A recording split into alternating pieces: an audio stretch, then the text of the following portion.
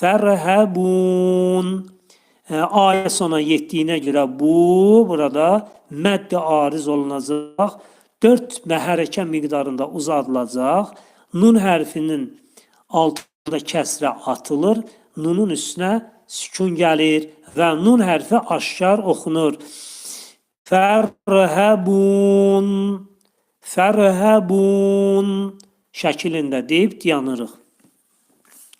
Sonra gəlir və əminu.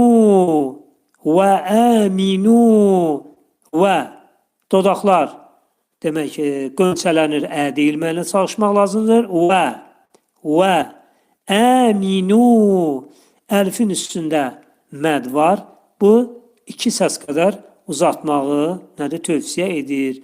Əminu.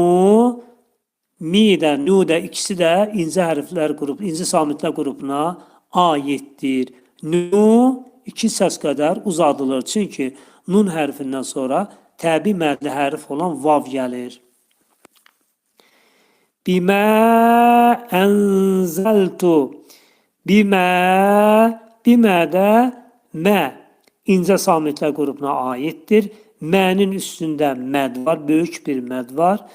Böyük məd ənzəltudan ayrıdır. Yəni həmzədən ayrı olduğuna görə bu bizdə olacaq məddi münfəsil.